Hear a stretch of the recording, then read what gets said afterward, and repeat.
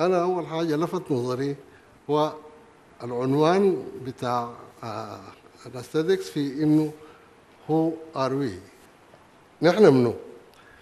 ف فقلت دائما الإجابة اللي نحن منو الزول بيفكر دائما في الثقافة، ما هي ثقافتنا؟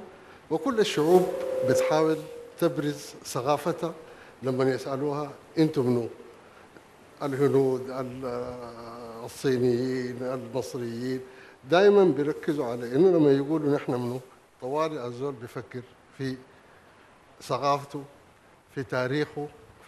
فانا اخترت جزء بسيط جدا جدا من بعض الطقوس السودانيه البحته التي لا يستطيع اي احد خارج السودان يقول انها حقته، واللي هي ودائما تلفت نظر الناس اللي بيجوا السودان بيقولوا عايزين يشوفوا عرس سوداني. فطقوس العرس السوداني هي لا موجودة في العالم العربي، لا موجودة في العالم الأفريقي، لا موجودة في كل العالم، هي موجودة في هذا الجزء الوسطي من السودان. الحاجة الثانية لما يقولوا نحن منو، احنا بنبدأ من وين؟ يعني أنا أفتكر اختيار إنه أنا أبدأ لأنه أنا حأبدأ قبل 2000 سنة، وقبل 2000 سنة في جزء صغير من الممارسات الثقافية السودانية المستمرة بنعمل اليوم.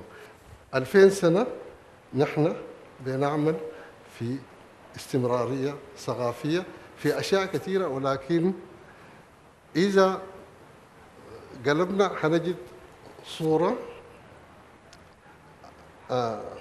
موجودة هنا اللي هي يعني بنبدأ جرتك إنه هو مجموعة طقوس بتتعمل في الزواج السوداني يعني أسباب، يا إما يعني يعني طقوس المقصود منها يا إما حماية الزوجين من الأرواح الشريرة، من العين الشريرة، أو لتفاؤل الخصب والنماء والخصوبة في هذا الزواج، أن ينتج يعني أطفال أصحاء، أن ينتج رخاء وفراء في عائلة جديدة.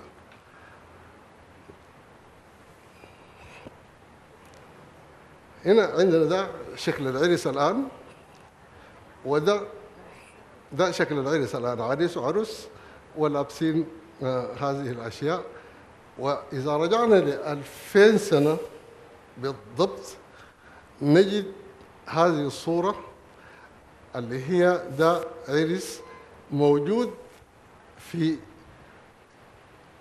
تريجر، كنز اسمه كنز أمانة شيخيتو، لقوه في الإهرام بتاعه، وهذا كنز يعني من الذهب ومن المشغولات ومحفوظ الآن في متحف برلين في ألمانيا.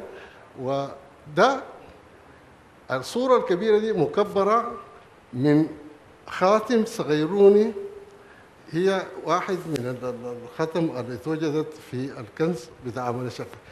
قدر كده واحد صايغ قبل 2000 سنة قام الرسمة دي. الرسمة دي طوالي لما زول عليها بالذات زول فلكلوري أو زول عنده نايف طوالي بيكتشف إنه والله ده القاعدة دي قاعدة جرتك. يحموه من شنو؟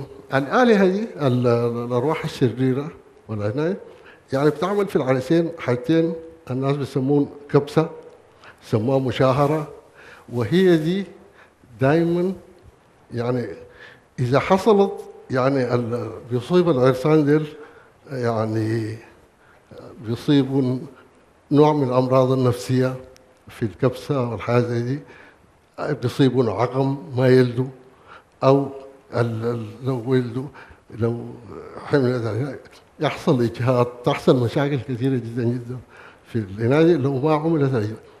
عشان كده بنلاحظ إنه الإجراءات دي يعني النسوان الكبار بيعملوا لنا بجدية شديدة للغاية. لو لاحظنا في حاجات بيتكلموا عنها العريس بريش وهنا كلها موجودة ما زالت تستعمل في الآن عند جميع هنا. كل القصة من هذه دي لمحة في إنه هذه الثقافة السودانية اليونيك المتميزة يعني لها استمرارية في المجتمع السوداني حتى الآن، ويعني أشباهها كثيرة جدا جدا فيها. فبيبقى عندنا ثقافة متميزة ممكن نعرضها للآخرين، وده جزء لمحة بسيطة جدا منها، إنه من خصائصها الاستمرارية، من خصائصها التنوع. يعني السودان بلد غني بتنوع ثقافي مذهل بيلفت نظر الناس الثانيين. في يعني عندنا ما نعرضه، وعندما نقول نحن، لما نقول من نحن السودانيين هكذا، عندنا حضارة موقنة في القدم، عندنا حضارة متنوعة، عندنا حضارة مستمرة. ونحن يعني إذا سألونا من نحن بيقول نحن أصحاب التنوع، أصحاب الثقافة والتعايش السلمي برغم هذا التنوع الكبير. وتاريخنا فيه استمرارية واضحة. وشكرا لكم وبارك الله فيكم.